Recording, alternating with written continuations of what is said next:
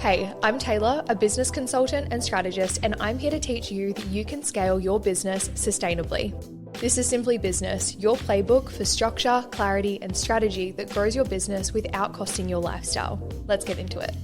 Hello, everyone, and welcome back to another episode of Simply Business. I have probably got the giggles, I would say, for today's episode because I'm joined with one of my best friends and I am so excited. I feel like I've wanted you to come on this podcast for the longest time, but I feel like now is the perfect timing. But if you're not watching this and you're like, who the fuck is she talking about? I'm talking about the one and only Sophie Jayne Miller.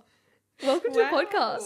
What an intro. I love it. No, I think this is the perfect time because we just went on a health retreat together and we spent 4 nights, 5 days, basically just with each other's thoughts. Yeah. And like talked about so many different things and got into business, got into literally like anything you could think about. But when you're spending that long with someone without any phones, without anything from the real world, you get deep. So I think this is the perfect time. Yeah. But I'm so excited.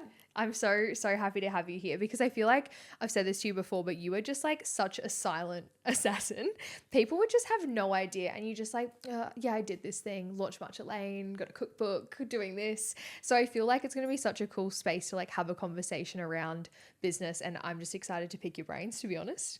I'm nervous and I'm excited. I love it. I love it. For anyone that maybe doesn't know your journey and they might just see you like on socials, I think a lot of the time we can see someone maybe on YouTube and be like, oh, cool, this is the life they live and this is what they have. But I think a lot of people wouldn't know necessarily where you started and like how you've built your platforms to where that you are and, you know, the businesses that you have and whatnot. So give me a little bit of a cliff notes, if you will, of the journey. The backstory. Yeah. Okay, so it really all goes back to probably like 2017, my last year of school. And I was like, I had been watching YouTube for years at this point. Were you a YouTube watcher? Yeah. Yeah. Like, I feel like you're just a YouTube watcher or you're not. Yeah. And so I was watching YouTube in high school, always in awe of the people who did it. And especially when it became a possibility to do it as a job. And I was just like, wow, can you actually imagine? And so I feel like I spent years being like, wow, that'd be amazing, creating videos, not uploading them. And then I got to grade 12 and I was like, okay, I'm literally about to be out of school. What am I doing? What are my plans? That kind of thing. And so I was like, I'm just going to start posting vlogs. I've been filming them for years, editing them, and then not uploading them. So I'm just going to start posting on YouTube and see what happens. And like the first year, I mean, I've like privated half of them because it's just like, oh, you know, it's rough. And when people are finding out in school, like it's just a whole thing.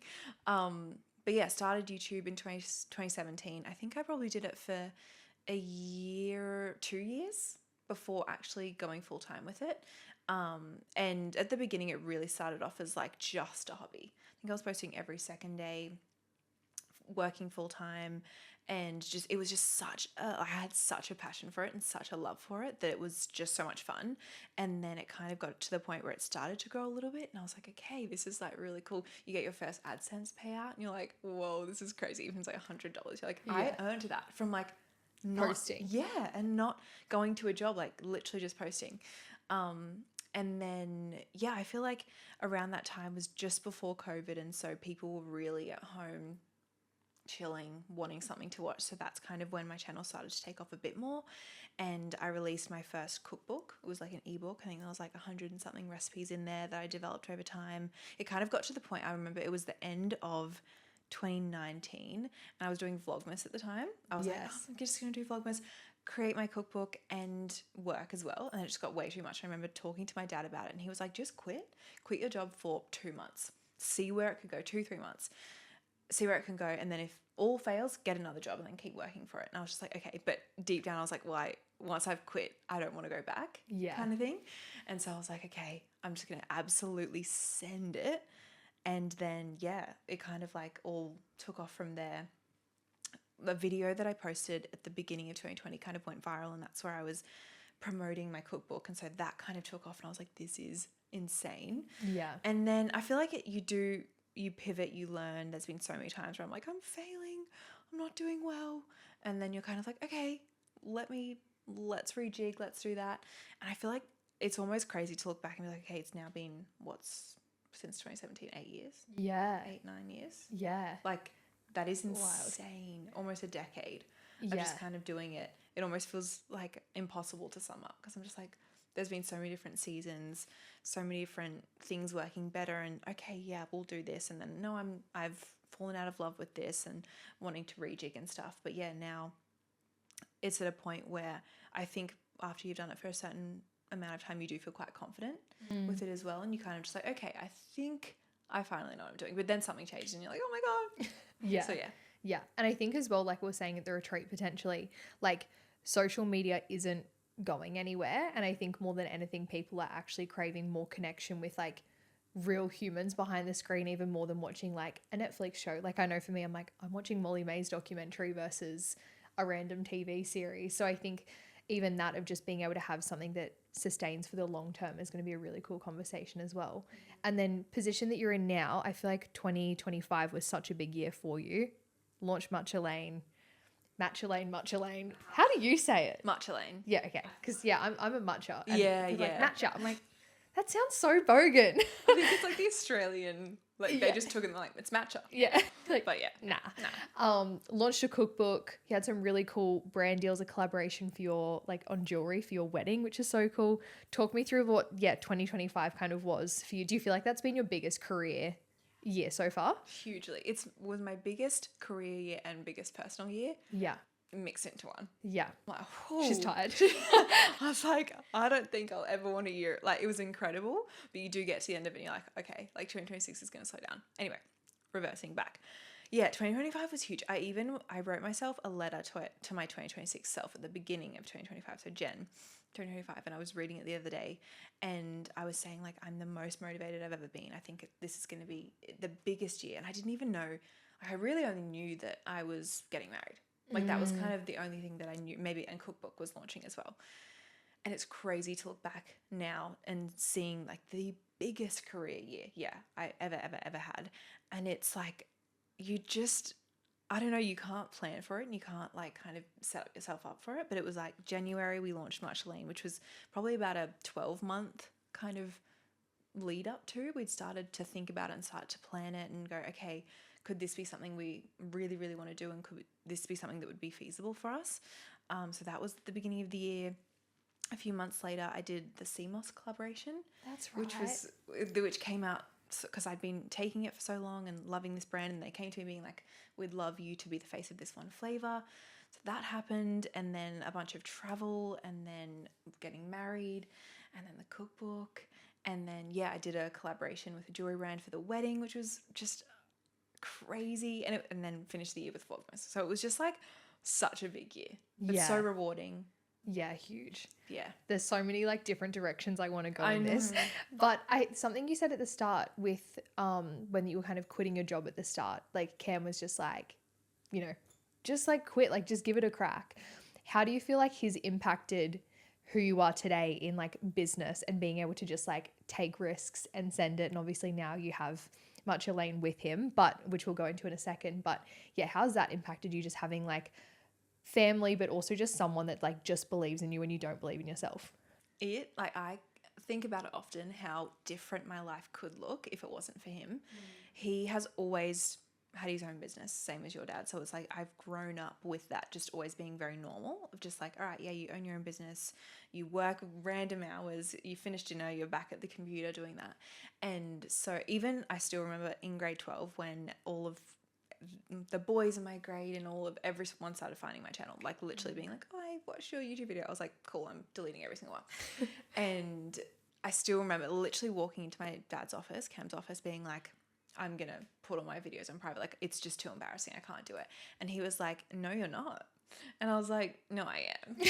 Like, you just don't get it.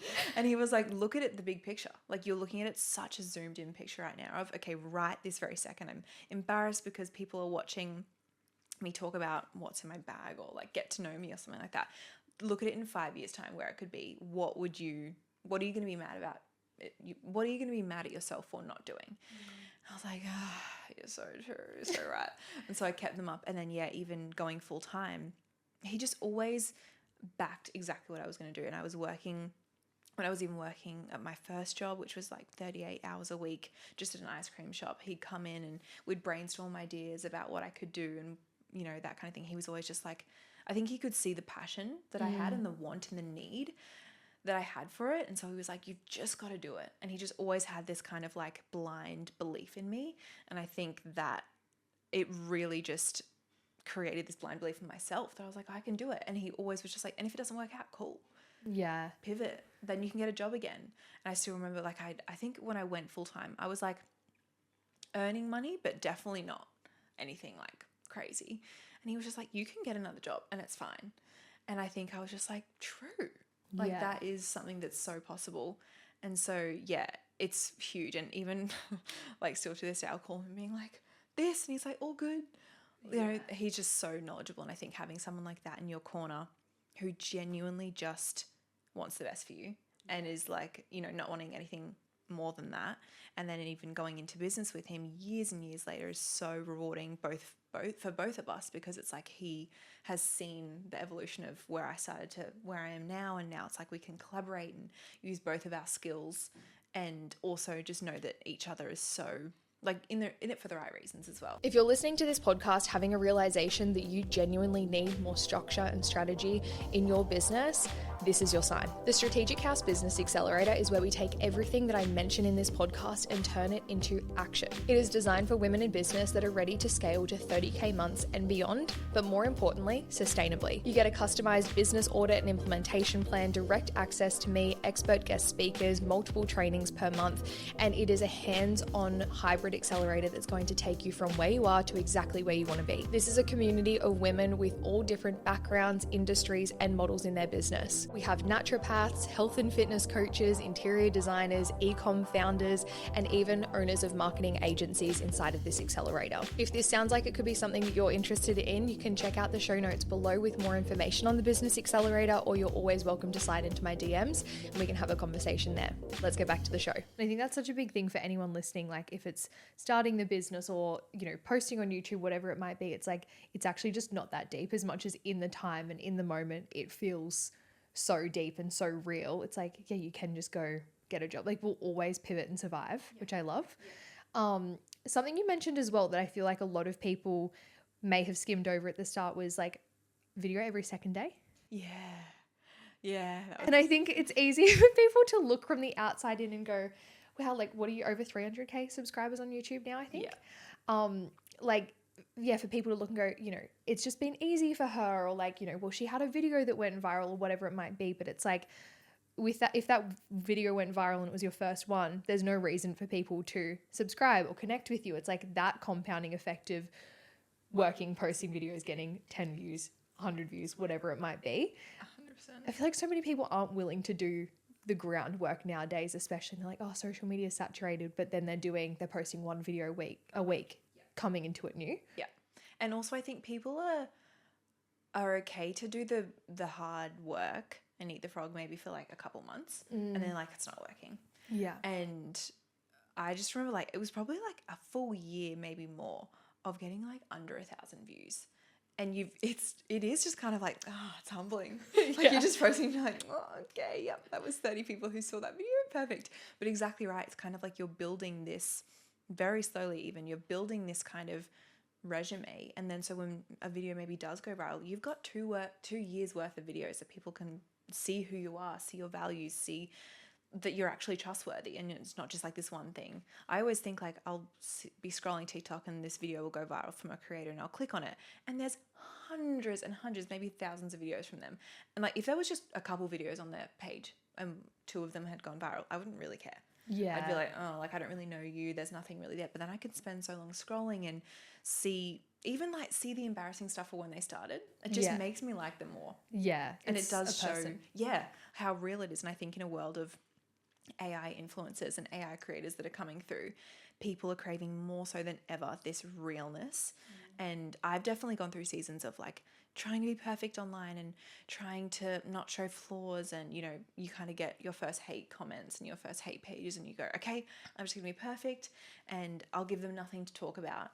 And then it's kind of like coming full circle of like every single person you know in your life, your friends, your family, they all have flaws, and that's why you love them. Like if someone was just so perfect, it's genuine. Like what's there to them? Like there's no substance, there's no things to connect over. And I think I've fully come full circle of just being like, I'm just gonna share everything and not kind of create from this perfection standpoint, because it's just like people aren't craving that. People don't want that. I don't want that.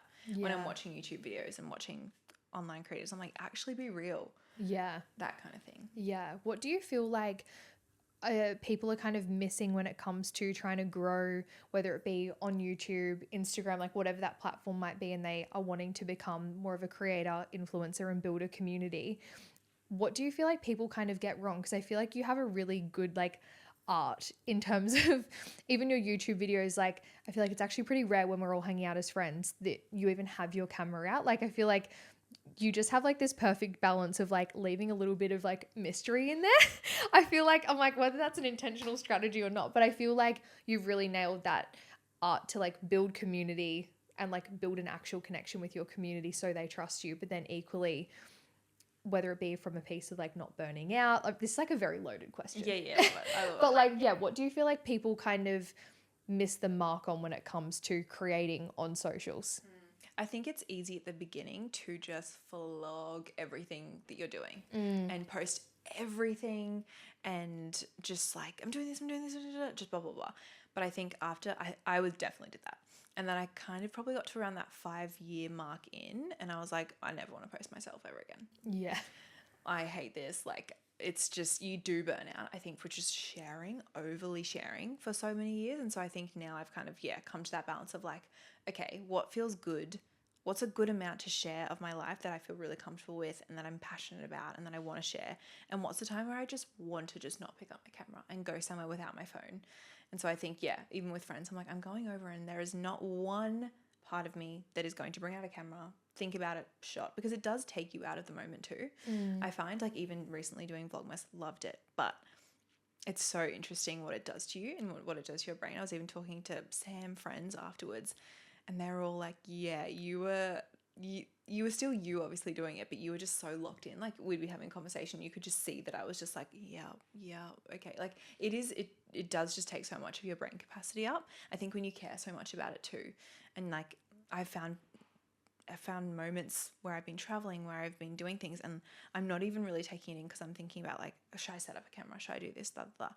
And that is so draining. And you can burn out from it. So I think, that's where I found that balance of just being like, okay, I literally can't. Because when I am doing that as well, the content isn't good. When I'm just kind of like, oh, should I just set up everything? It's just like too much. Totally lost my train of thought there. Anything else that people kind of miss the mark on? Yeah. Well, I gave you the world's most loaded question. Yeah. So no, that was perfect. It's also like I don't have all the questions. I mean, all the answers. I think something that I've more so recently been realizing is that a lot of people start YouTube, Instagram, TikTok, and they see what other people are doing and try and just like follow that formula. And I think that sometimes it has its time and place, but people have seen it. Yeah. And people are seeing it. Why would someone follow that if they've already got their top 10 creators that do that really, really well? They've been doing it for years. They trust them. They're comfort creators. And I think it's so easy to fall into that like, okay, I'm going to become a content creator. And so I'm going to follow, I'm going to get the same shots that everyone is getting. I'm going to do the same sort of videos, day in the lives, that kind of thing. And also I'm a classic for this too, because it is hard to constantly be coming up with new ideas. But I think if I was to start again, and I'm kind of also having this moment of being like, okay, what do I want? I've been doing this for almost a decade. What do I want the next decade to look like?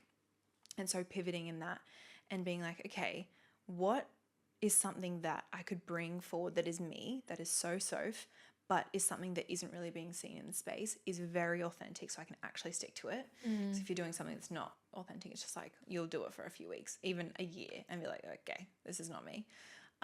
So instead of kind of like, following this formula that everyone is doing, is like, okay, what is something that is just so me that maybe isn't being done, or even like taking something and being like, maybe I could do this.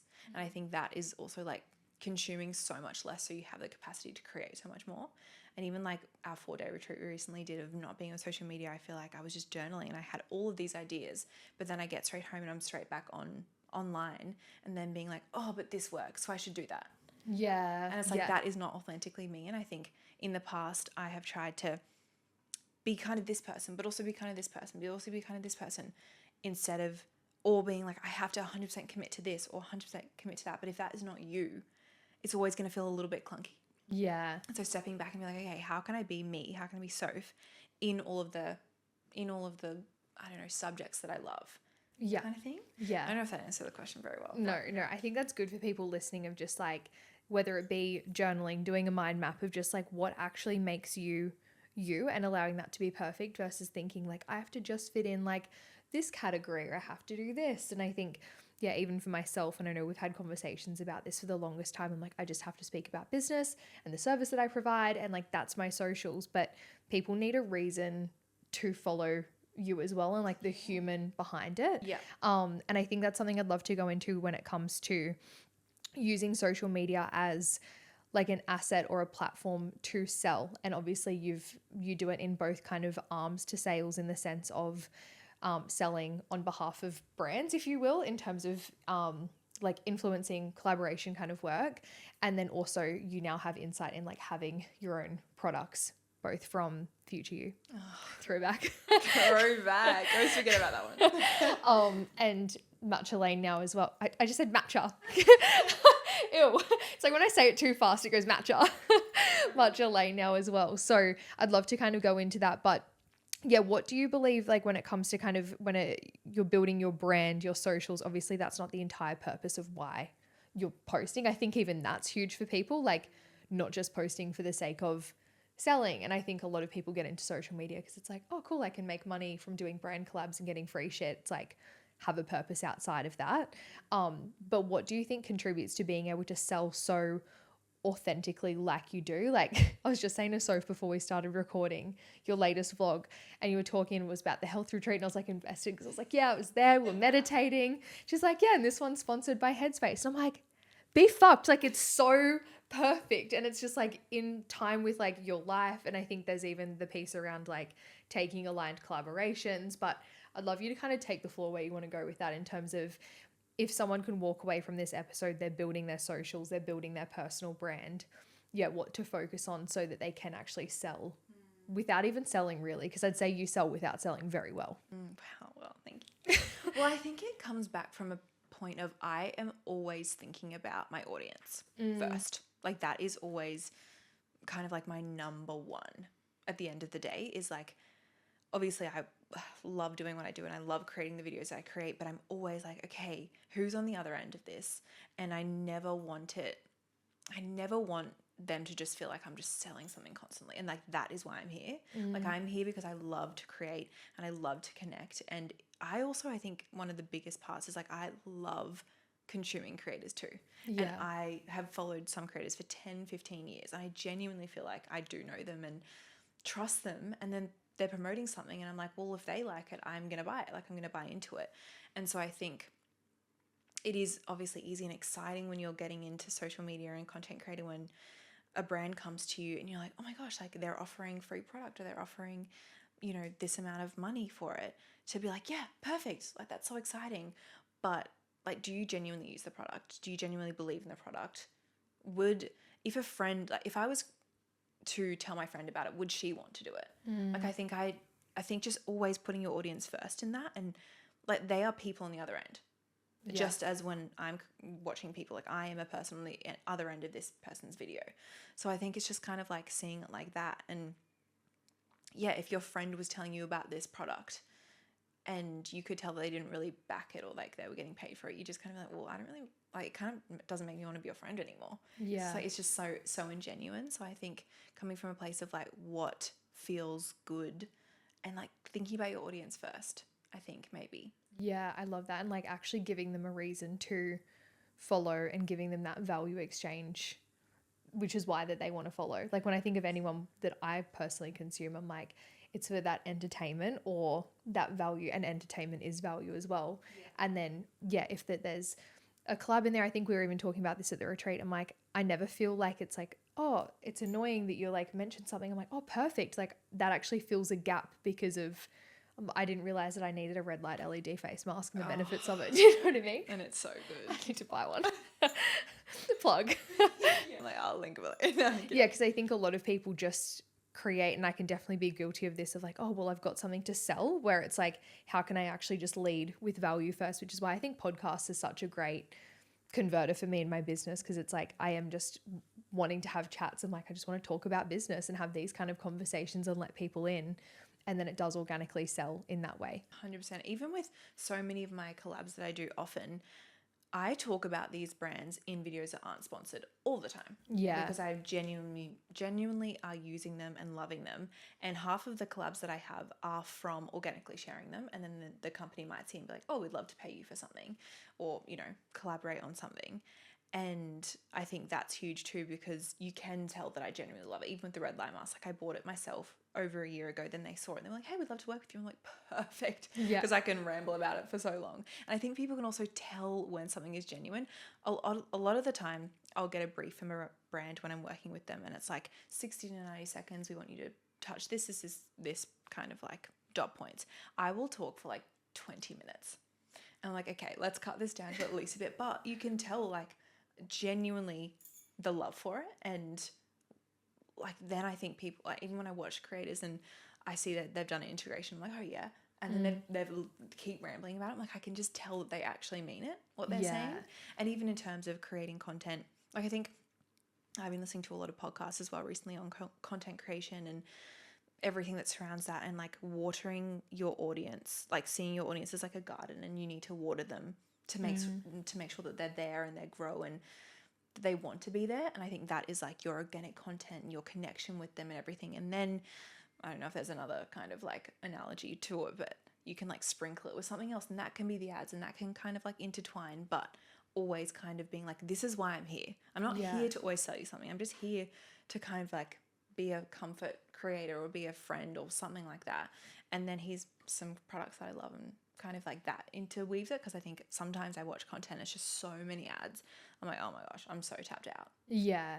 And I think that's what really has contributed to like longevity in the space as well, because it hasn't been this thing of taking all of the collabs, like even one that you were saying to me that was like a 5-figure deal that you're like, no, like it's not aligned. And it's like saying no to money and other opportunities that you could be like, oh, well, like, fuck, like I could, and it's easy, and it's only a 60-second integration or whatever it might be, but actually prioritizing your audience. Would you say there's anything else that you believe has contributed to why you've been able to be in the space for almost a decade? I think pivoting with whatever, because I think, you know, what worked 10 years ago does not work anymore, or what worked even 2 years ago doesn't work anymore. And sometimes it can be incredibly humbling and almost like, I don't even know the word, but you're doing something and it's doing really well and you're like, amazing, I've cracked the code. And then all of a sudden it's just like not doing like well. You're chasing your tail. Yeah. I think in business it's the same, and everyone just wants to get to like this end point. It's like there is no end point. Yeah. No, literally perfect. Nothing will ever challenge me again. Like I've hit this, you know, amazing point. I think even with business, it's like you can have all these highs, and then you get used to feeling these highs, and then they stop happening. And you're like, I'm failing. Whereas you're so far ahead of where you were 5 years ago. But it's just like, okay, this isn't working anymore. How do I pivot? How do I still, I suppose, stay relevant in the space whilst maintaining myself as well? And this is not something I'm perfect at by any means, but it's kind of like looking at things, being like, okay, this isn't working the same way it is. Also looking at, sometimes I get to a point, I'm like, have I really been vulnerable recently? Maybe not. And then like, as soon as you're kind of vulnerable and you open up, and then I feel like your audience just feels that, and they're like, okay, like we're back. And I'm the same with other content creation that I consume. It's like, you can tell when a content creator is like not really being themselves or holding back, and then they like fully open up and you're like, oh, and now I'm like obsessed with everything you're posting again. Yeah. Kind of thing. So I think pivoting in terms of like, this isn't working, and not getting too, married to that. Like, no, but this is what I do. This is what I do. And like, I can't get out of that space. Cause like, no. Like listening to podcasts on what's happening, and just being, I feel like that's with business too. It's like, okay, this isn't working, pivot. How can I still do what I love and still keep it like this, but have more success? Yeah. Like still staying true to like the values, morals, principles of it, but being able to shift and adapt and see what's working and what's not. And I think even with that comes experimenting as well. Yeah. And I think a lot of people I say it in content with clients all of the time. I'm like, well, experiment. Like you're trying to like follow this content planner that's like this 3-step framework. And it's like you were saying, that's not what's going to get you noticed or stand out as well. Yeah. I'd love to kind of shift to Matcha Lane now. So you mentioned that was like a 12-month journey before it launched Jan of last year. Talk me through the process. Like I feel like the idea was, I'm assuming, very organic, being someone that loves, it's like in your blood. Yeah. Matcha, I feel at this point. Yeah.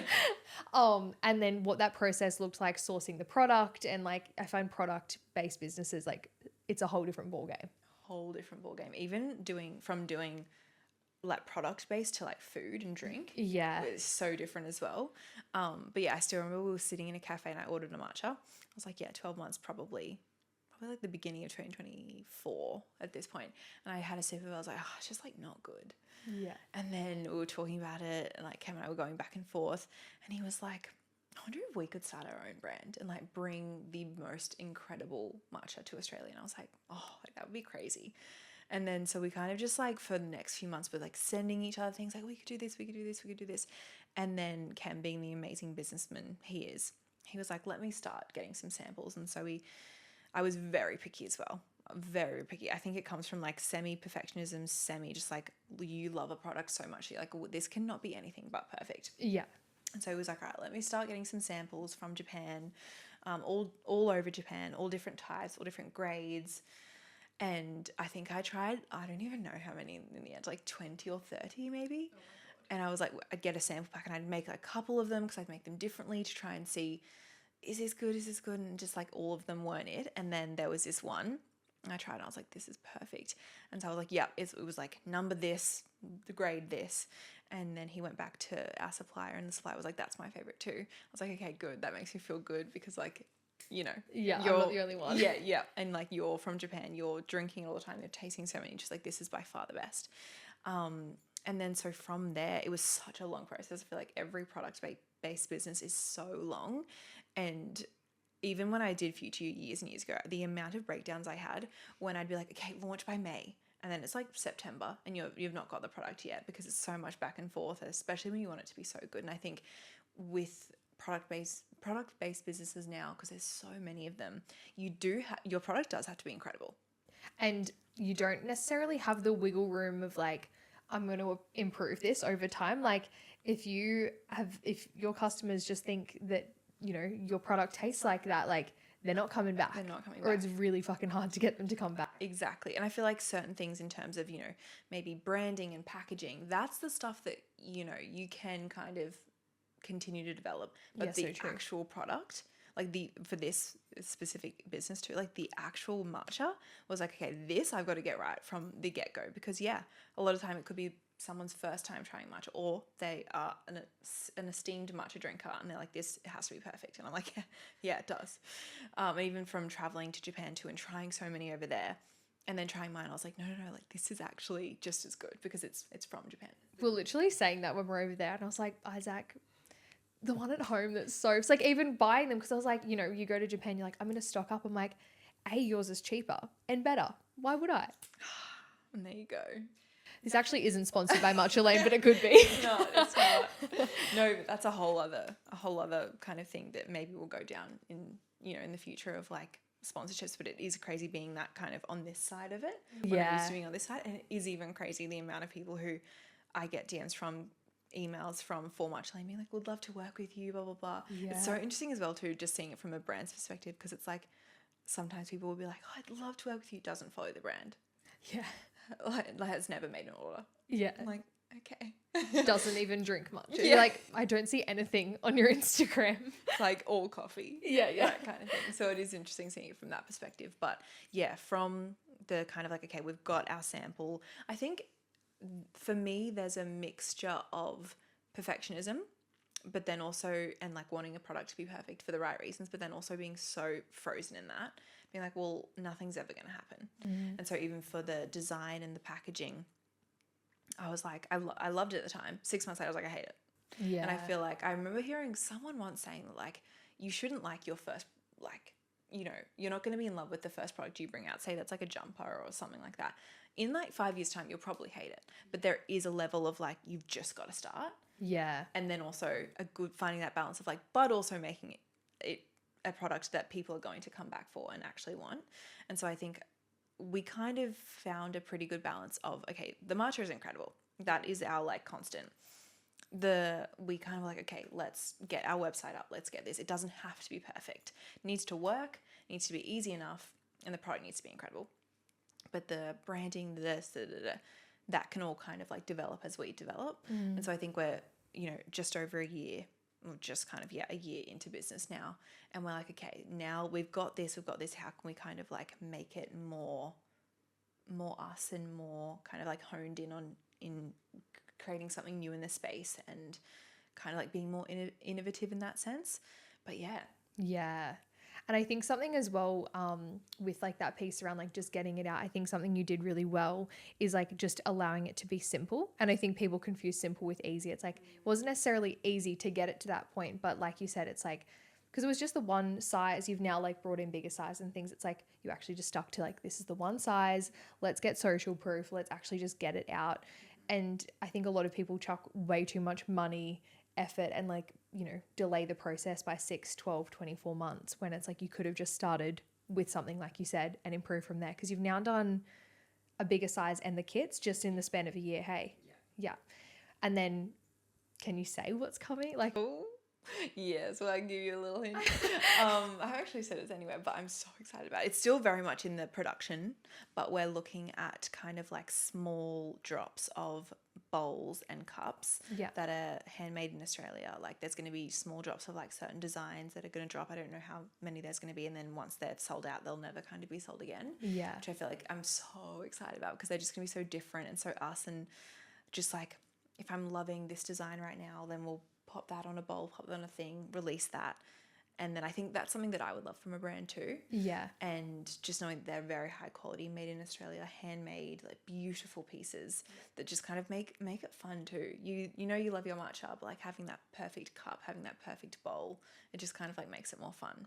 I love it because there's so many pieces in business. I think we're saying this at the retreat that are like so good in this in terms of like you're leveraging urgency and you're wanting to feel a part of something. You're like, I want to be a part of this community. I want this drop, but like this bowl, this mug, like it's not going to be available forever. And also then not having to like, just constantly replenish stock and like estimate and forecast. It's like, it's that kind of energy that feels very bespoke, if you will. And then also having a product as well that is replenishable, because that water bottle, like how long have you had that water bottle? Like you're not frequently purchasing water bottles. So having a business as well, I think a lot of people don't consider like the bigger picture of like, does this actually make sense for the long term? Like once someone's bought one product that's at $50 to $100 and they're not going to repurchase it, you're constantly having to acquire new customers, which for you... You get mostly repeats. Yeah. Probably, I don't know the exact maths or Bring Cam in. Yeah, like Cam, what are the actual statistics? But it's like probably most of our customers are the repeats. Yeah. It was really interesting too because we have the 30 gram bag and then an 100 gram bag. And people, most of the time, if it's their first order, they get the 30 gram. And then if they're repeating, it's the 100 gram. And so just even seeing that, because sometimes we get a huge influx of a bunch of 30 grams. And then about a month later, a huge influx of 100s. So it's even looking at that being like, okay, was that all new? And then a month later, seeing the 100s. And seeing like because the 100s sold, like we're currently sold out of them. They sold out so quickly. And so it's so interesting to even look at that. But yeah, it's crazy. And I feel like I've learned that with business too. And you're constantly learning of even what products make sense for a business, because I would have never thought, back in the day, even when I was bringing out my water bottles and jumpers and everything, that I wouldn't have even thought of that. Yeah. And having that is actually such a different business model too. Yeah. But I also think, when the product is good, and even going back to just starting with one thing, like let the product speak for itself, and also don't, well, this is kind of like what we tried, and not even really on purpose, but then I saw it was just a huge kind of like positive in the end. It was like not overselling. Because it's like, even if you think about those like ads you saw on TV, it was like, oh my gosh, I really need this. Well, we have the answer for you. Like you're not like, no. And then I feel like influencers stepped into the space and it was like, oh, hearing real people talk about real things. And I think maybe then it's kind of become oversaturated with that, and then people are just treating it as like ad. But it's like, let the product speak for itself. Like even with Matcha Lane, I never wanted it to be like, this is my brand, you like buy from it, blah, blah, blah, blah. It was just like, this is the matcha I use. And like, I love matcha. And I think I saw a pretty good response from that because people were like, well, I don't feel like you're forcing me to. And so I'm way more likely to just like kind of show it. Yeah. And not constantly be pouring it down people's throats. It's that level too, like you feel like you're more inclined to refer and spread the word. You're like, oh my God, you need to try this product. Like when I hear people and they're like, you know, oh, this matcha sucks, I'm like, you need Matcha Lane. But it's like very organic. And I think that's what's cool for people to even see from the outside looking in with like business can actually be quite, again, simple, not necessarily easy, but in the sense of the formula kind of has been, you've really built a community of people that have trusted you, an incredible product that people want to come back and repurchase again. You haven't done anything with influencers. You haven't done any wholesale stockists and created a really incredible brand. And I think that's what's cool for people to see in this is just like, how can you make a simple business that makes sense? And I think it comes back to the start of the conversation is community. Yeah, 1,000%. Even when we initially launched Matcha Lane and Cam and I were like sitting by the laptop and we had the little sound on Shopify, like the ding, ding, ding. Yeah. And it was crazy sitting there. It's like ding, ding, ding. Like some of them were like happening at the same time. And we were just sitting there being like, this is wild. And Cam looks at me and is like, this is the 8 years of like this started 8 years ago. This is not something that has just happened. Like we've just decided to do this. And it's been, you know, we're having this success now. It's like you started this 8 years ago and now like you're also reaping the rewards from it now, now. And I think even that, I was like, I sat back and I was like, true. Like it's one thing to look at this business and go, wow, like I'm so happy with how it's done. But it is looking back to that. It kind of started 8 years ago, even though the idea even really started 2 years ago. Yeah, it's so true. And I think that is just like the power and the compounding effect for everyone listening to it. And I think it's a client that I sign tomorrow, it's probably been because of content they started consuming 2 years ago. And I think a lot of the time, like you said, they can be like, oh, I've given it a crack and it's been like 16 weeks. And it's like, no, it actually takes so much time and not looking at like the external metrics. Do you have any kind of like tips or advice for anyone, or if it's literally just like too bad, literally get on with it, for the people that are constantly getting kind of consumed in like, you know, the metrics, or maybe they're potentially going, well, fuck, like where's the line of this is just taking time versus maybe I need to pivot? Yeah, for the listener that's kind of like, where do I go from here? Is it a matter of just keep trying? Or do I pivot, or maybe a bit of both? Yeah, just suck it up and continue. Have a teaspoon of cement. Yeah, no, I'll tell someone who cares. No, I think, do you love what you're doing? If you love it and are so genuinely passionate about it, and maybe it just you haven't had that one video that kind of like, you know, snowballs into this whole creation for you. Yeah, like, one, do you have the passion? Do you love it? And then also kind of like looking back and even looking at it sometimes, because I think sometimes when it's your own content, you can get so kind of like zoomed in and only seeing it from you. Take a step back and look at it as if it was another creator. Because I feel like often you can create so many problems when it's you. But then if I was to look at another YouTuber and blah, blah, blah, like I'd probably be like, oh, they should try this. I'm not doing that myself. So I think almost like looking at it as if you found this creator's page and they're like, their message is great. How could I pivot in terms of another way I'm sharing it? Or I think it's one of those things that even the 2 years that I was kind of doing social media when nothing was really happening and it was just kind of like, I just loved it so much. Like I truly loved it so much, and I loved creating and editing and videoing and stuff. So it was like, it didn't feel like it was wasting my time. Yeah. Or like I should pour my energy into something else. I think it has to, and you often see all of the creators, like they most of the time love what they do. Yeah. And so it's just kind of like, I don't know, it's a tricky one to kind of give advice of, but I think just like keep going, take a step back, see, okay, if you know your message is good and you know you want to continue doing what you're, you know, sharing the same kind of niche or content, be like, okay, how could I do this in a way that connects more with people? Because people just want connection at the end of the day. That's what I want when I open Instagram, TikTok, YouTube. How can I connect more with someone? How can I talk more to them through my content? Kind of thing. Yeah, and I think that vulnerability piece that you mentioned before as well, is massive. And I know for me, content that's been performing really well is like the things that I would usually probably keep to myself, because I'm like, oh, it might not be professional, or it might be why someone doesn't invest in me. But it's like, no, like I have peed myself twice in pregnancy. Yeah, and your nipples were leaking the other day. Literally. And that's just the reality. Literally. And then people on TikTok, it's like, oh my God, same, and do this and giving, like, that's what really creates that community that still like attributes to what you're building. And I think, yeah, it's such a big piece for everyone of just focusing on, yeah, community. And then that passion piece is huge when then I have clients and it's like, you know, I've just dropped the ball with momentum. I'm like, it's been 6 weeks. Like, you're going to have probably a year or 2 years. Like, I feel like I wasn't really reaping any kind of rewards or benefits until, yeah, last year. And I'm like, it was 2021 that I started. Like, it takes time to build, exactly like you were saying as well. So I love that. Is there anything else that you feel like we maybe didn't touch on or didn't miss when it comes to? Ooh. Like, I'll probably be lying in bed being like, oh, This, this, and this. I'm just trying to think right now. Any lessons that you really have learnt so far from Matcha Lane? I think that was a question I was going to ask you, but I completely forgot. Any lessons? Or mistakes or anything? Oh, I mean, like constant mistakes, I feel. Well, any lessons?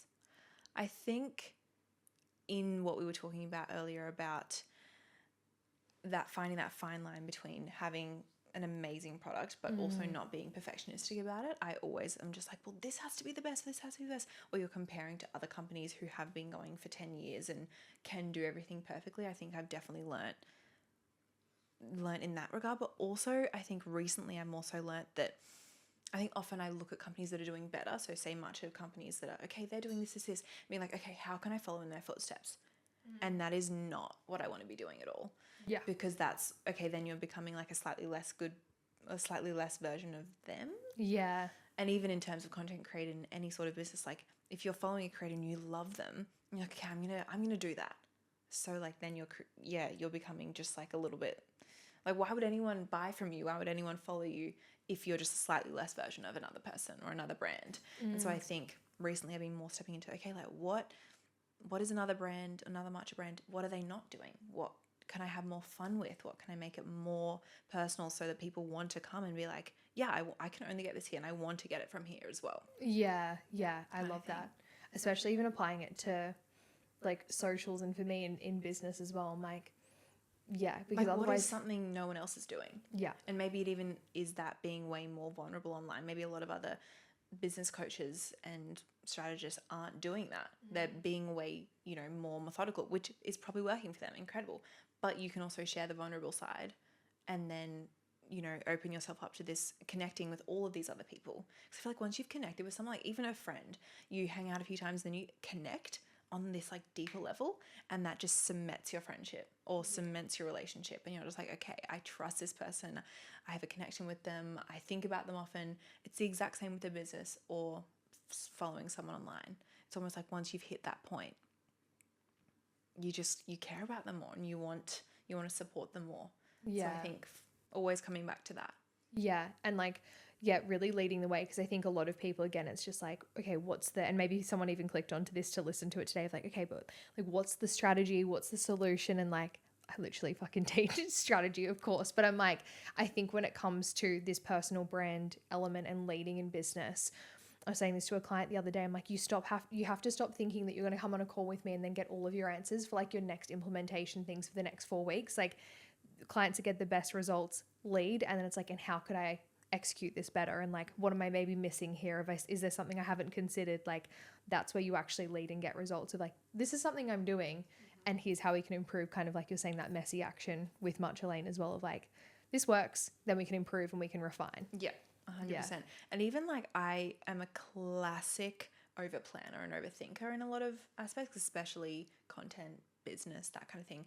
I spend so long in my head thinking about it, and then I get to the point of actually doing it and I'm like, I can't do it. So I think a lot of the time it's just like starting and then improving.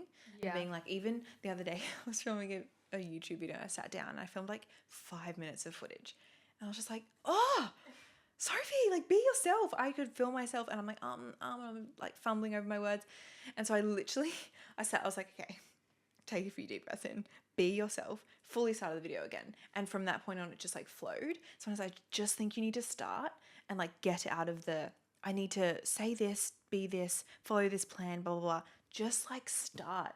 And then you can go back and be like, okay, what can I improve, blah, blah, blah. Yeah. But I just don't think you'll ever regret starting and then kind of catching a tail afterwards, seeing what happens. Yeah, I love it. And I think even for people as well, it's like, especially with filming on social media, and everyone's like, but I say and but I say like. I'm like, same. Literally just said it then. Yeah, same. Even that too of like, I just redid my intro video, and I think so often we think we have to be perfect to be at a level where it is just exactly like you said, just getting the content out. And I know I'm guilty of that with YouTube. I'm like, but I don't edit like you. And you're like, well, I have been in it for 8 years, so I'd probably hope not. And it's like, yeah, true.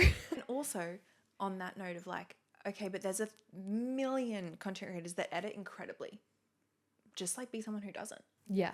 Because then also people will connect with that. Yeah. You know what I mean? Like there's always someone who wants to connect with something. Yeah. And even sometimes I'm like, oh, like they're editing so much better. I'm like, cool, that's them. Yeah. I'm like, yeah, I could improve, but this feels good for me and this connects with my audience and this feels easy and I can get this done and it's not something I have resistance over. Yeah. Kind of thing. I love it. Well, that was honestly such a loaded conversation, like going in all of these different directions, but I feel like there was so much value in that. So. For anyone, I don't think anyone's going to be coming from this podcast finding you, in case you've never heard of it. You never know. Actually, I think there was probably a lot. We shall see. Maybe the real business girlies. I might be like, who is she? Yeah, I but think so. Sophie's, again, like I was saying before, like such a silent assassin in like such a business girly, but you wouldn't know it. Like when you tell me things of like, okay, I did that in my stories, and then I'll get a DM and then I'll like use that to, I'm like, you sneaky dog.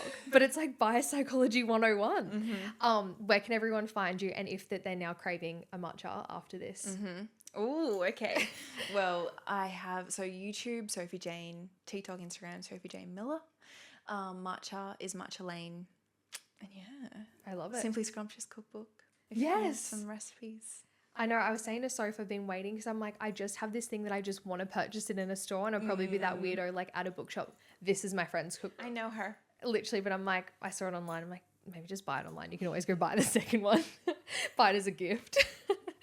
I love it. Thank you so much for coming on. Thank you for having me. I hope someone got something out of it. I'm sure they did. Be sure to share, tag us, all of the things. I would love to hear your feedback, even if it's in the comments as well. And if you want a part 2 and you have certain requests, pop it in because hopefully we can make it happen. I think so. All right. We can. Thanks, guys. And that's another episode of Simply Business. I would love for you to rate this podcast, comment below if you have any feedback, DM me on Instagram, and even better, share it with your friends, family, or share on Instagram. See you in the next episode.